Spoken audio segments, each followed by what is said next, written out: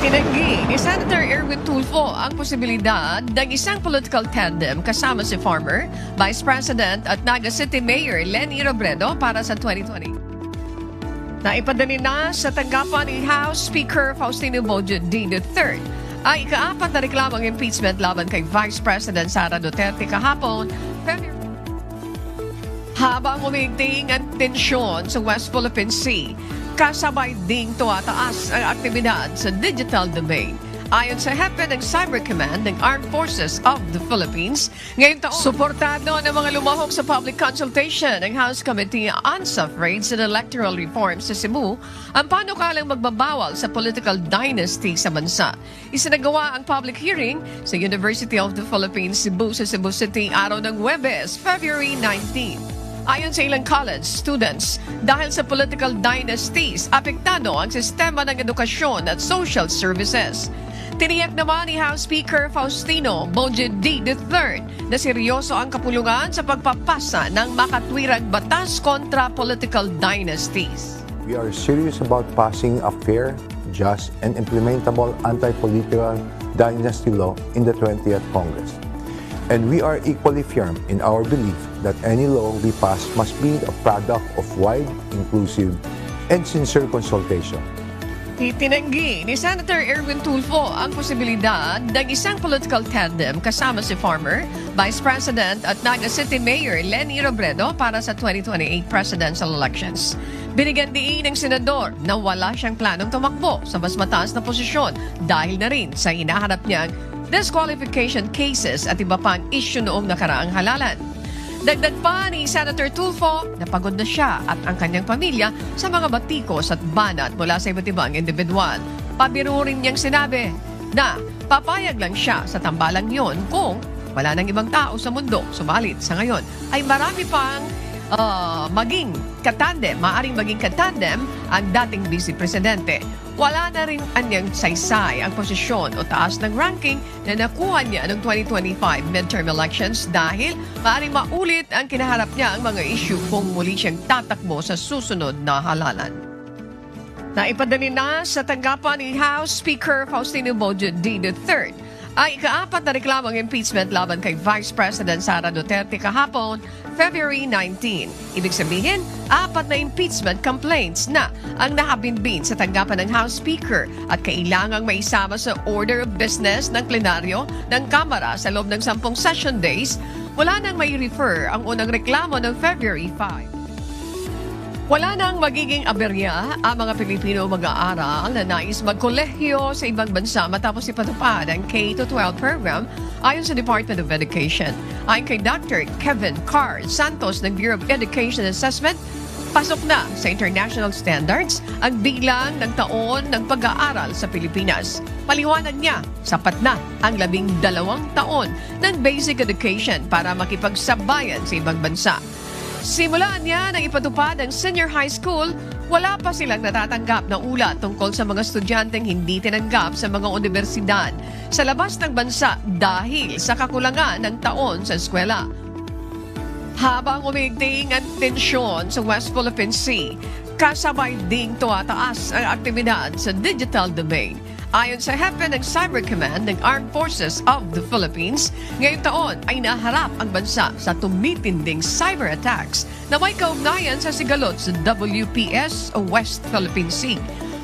Anya, mga hacker na nakabase sa China ang nasa likod ng ilan sa mga pag-ataking ito, kabilang sa mga naitalang banta ang phishing attacks, malware, intrusion, distributed denial of service o DDoS attacks at mga tangkang pagnanakaw ng sensitibong datos. Pinatake down ng Cyber Investigation and Coordinating Center o CICC ang mga YouTube at Meta accounts ng ilang social media influencers at vloggers kabilang sina Sherry White at Perks Gaming. Ito ay dahil sa patuloy umano nilang pagpapromote ng illegal online gambling sa kanilang platform. Ayon kay Undersecretary Aboy Paraiso ng CICC, hindi magtatapos sa pagpapatigil lamang ng kanilang mga account ang aksyon laban sa kanila, kundi posible rin silang masambahan ng mga kaukulang kaso Nananawagan ng Commission on Population and Development na bigyang prioridad na may pasa ang Adolescent Pregnancy Prevention Bill. Ito'y kasunod ng tumataas na kaso na maagang pagbubuntis sa mga kabataang edad 10 hanggang 14 na taong gulang. Base sa pinakahuling tala ng CPD, umabot na sa 3,516 ang naitalang namubuntis na sa edad na 10 hanggang 14 anyos. Nabalot ng pangamba ang maraming residente sa Negros Island region matapos ang muling pagsabog ng Bulkang Kanlaon. Alas 4:39 ng hapon kahapon nang muling pumutok ang bulkan.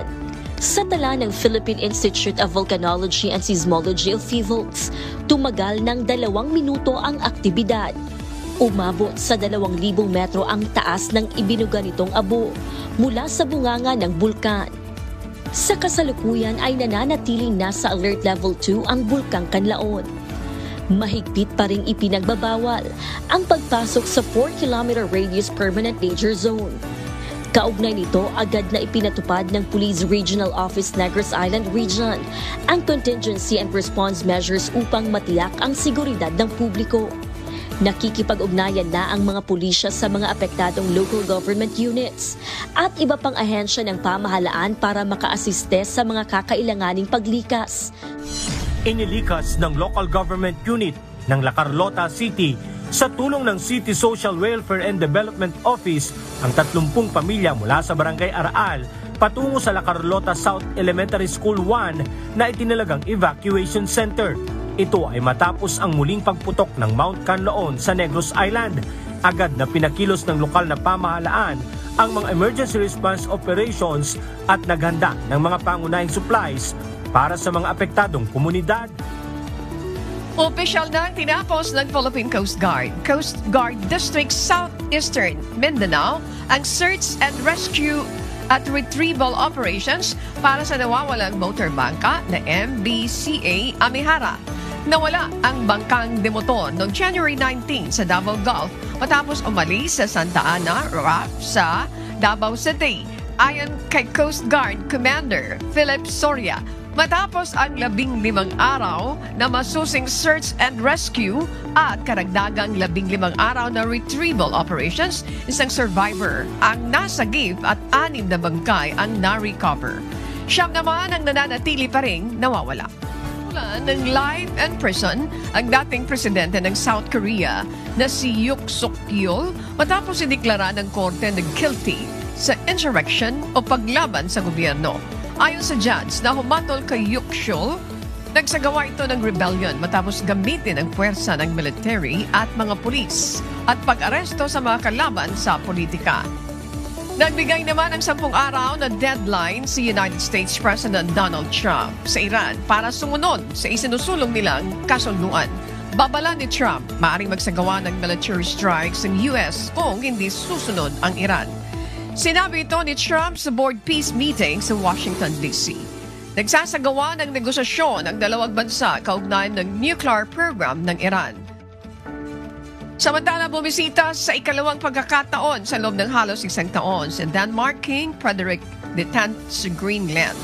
Ang naturang pagbisita ay bilang pakikiisa nito sa mga mamamayan ng Greenland habang patuloy ang pagpapakita ng interes ng Trump administration sa pag-take over sa Arctic Island. Dumating si King Frederik X ng Denmark sa Nuuk noong Miyerkules, February 18 upang muling pagtibayin ang ugnayan sa Greenland bilang semi-autonomous territory nito.